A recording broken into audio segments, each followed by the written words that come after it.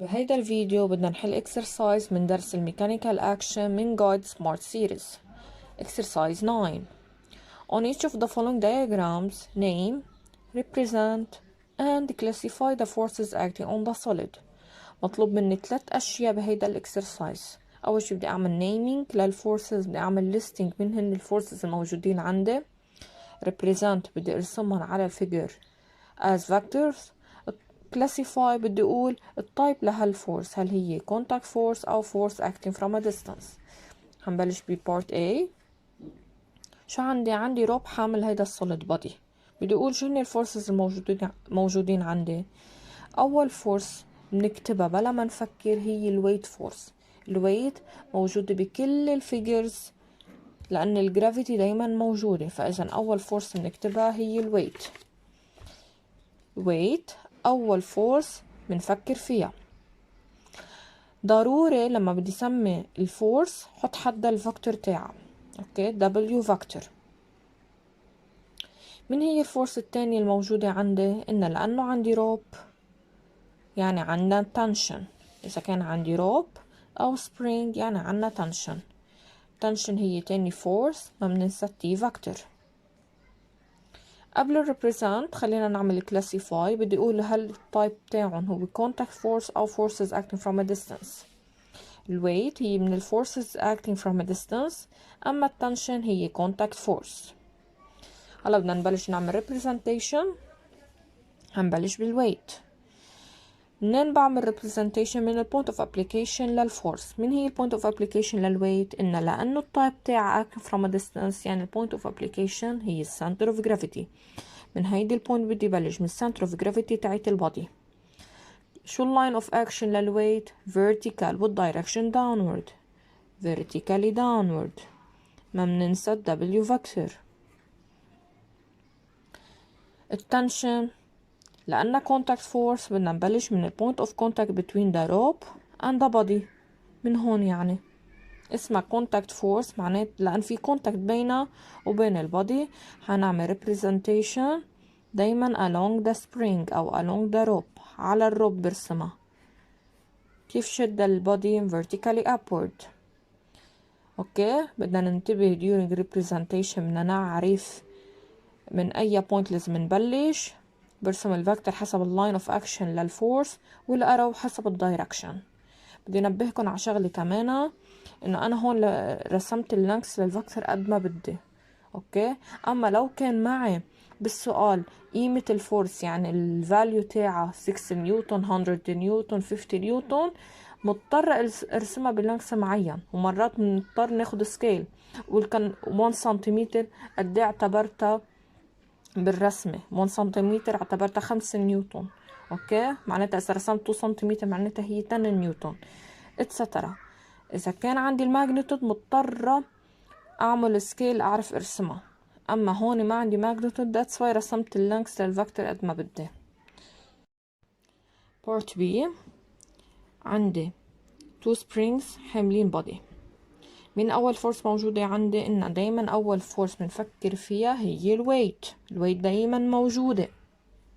عندي 2 spring يعني اكيد عندي تنشن. عندي تنشن T1 و T2 لان عندي 2 spring يعني عندي 2 تنشن. مثل part A شو التايب للويت acting from a distance، اما التنشن هي contact force. تعال نعمل representation. الويت دايما ببلش من center of gravity vertically downward. ما بننسى W vector.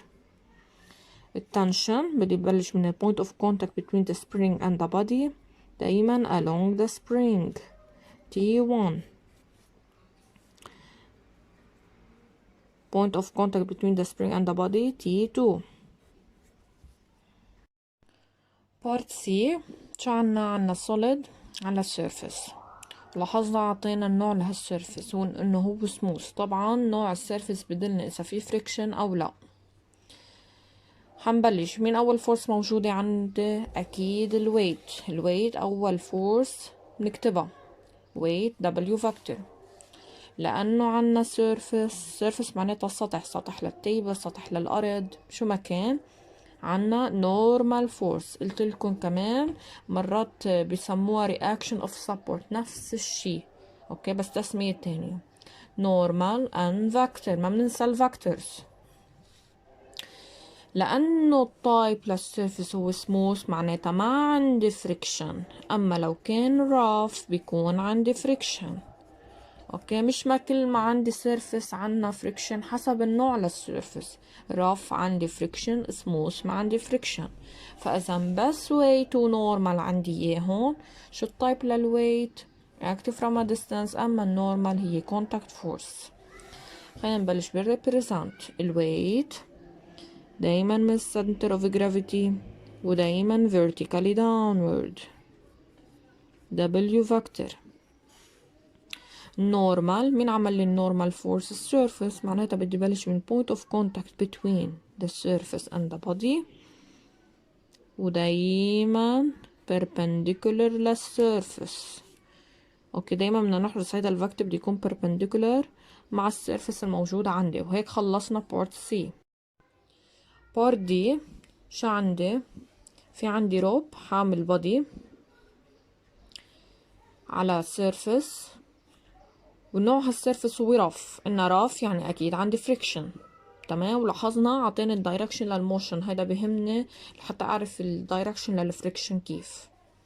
مين أول فورس موجودة عندي؟ الويت. إن الويت دايما موجود لأنه عندي روب يعني عنا تنشن، لأنه عنا سيرفس يعني عنا نورمال، ولأنه السيرفس رف عنا فريكشن. ما بننسى W فاكتور للويت، T فاكتور للتنشن، N للنورمال فريكشن، F وسمول R. اوكي، خلينا نكتب التايب تاعهم. الويت صرنا حافظينها active from a distance، التنشن هي contact force، النورمال هي contact force، والفريكشن هي contact force. خلينا نبلش نعمل representation. خلينا نبلش أول وحدة بالويت من السنتر of gravity vertically downward. W vector. التنشن من point of contact between the rope and the body along the rope. دايما بنعملها على الروب أو على السبرينج. النورمال point of contact between the surface and the body perpendicular to the surface. اوكي، إننا بنحرص هيك تكون perpendicular. ضل عنا الفريكشن. الفريكشن إنه دايما opposes the motion. direction للموشن هو upward to the right يعني عكسها. upward حتكون downward to the left. منين بدي بلش الفريكشن؟ كمان مش سبب الفورسي للسيرفس الرف سيرفس. حبريك كمان point of contact مطرح ما بلشت النورمال عكس الموشن. لاحظنا كيف عملناها؟ عكس الموشن. لو كانت الموشن نزول بتكون الفريكشن طلوع. اوكي،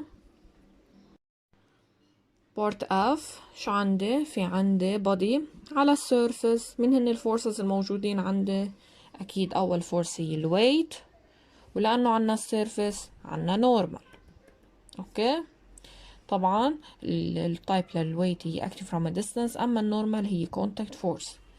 خلينا نعمل represent الويت من center of gravity vertically downward. الويت سوري النورمال بدي بلش point of contact between the surface and the body perpendicular to the surface. اوكي، بارت جي شو عندي؟ في عندي روب حامل هيدا البودي، عندي ماجنت. من اول فورس موجودة عندي؟ انه دايما اول فورس بنكتبها هي الويت. عنا روب يعني عنا تنشن، عندي ماجنت يعني عندي magnetic force. ما بننسى الفاكتور لكل وحدة WTFM magnetic force. خلينا نكتب التايب تاعه. الويت active from a distance، التنشن contact force، المagnetic هي active from a distance. هنا نبلش نعمل represent. دايما حنبلش من الويت من center of gravity vertically downward. التنشن من point of contact between the rope and the body along the rope. T vector. الماجنت من أي point بدي بلش؟ لأنه التايب تاعه active from a distance بدنا نبلش من center of gravity. بدي إياكم تحفظوا كل ال active from a distance من center of gravity. كل ال contact force point of contact between the producer والbody. حنبلش من السنتر اوف جرافيتي. لو بدها تروح دايركشن للفورس اكيد لعند الماجنت، حتشدوا لعند الماجنت باتجاه الماجنت. اف ام فيكتور. بورت اتش في عندي روب حامل بادي، ولكن عندي تشارج بادي عليه نيجاتيف تشارجز. اوكي، يعني هيدا نيجاتيف للتشارج. حنبلش من اول فورس موجودة عندي، انه دايما بنفكر بالويت. عندي روب يعني عندي تنشن، عندي تشارج بادي بوزيتيف او نيجاتيف، يعني عندي electric force W فاكتور T فاكتور F E electric force. شو التايب تاعولهم؟ W هي active from a distance، التنشن contact force، والelectric force هي من forces acting from a distance. خلينا نبلش نعمل represent. الويت دايما من center of gravity vertically downward. Tension point of contact between the rope and the body along the rope. electric force إننا بنعتمد التشارج لهيدا مع التشارج، إذا كانوا same sign repel each other، opposite sign attract each other. طب لنفترض هيدا حنعتبره positive. اوكي، حنعتبره positive. الالكتريك فورس لو بدها تروح لعند البادي ولا away from it؟ opposite sign attract each other، يعني حتروح لعنده. F E لاحظنا منين بلشنا؟ من السنتر اوف جرافيتي، لأن التايب تاعها acting from a distance.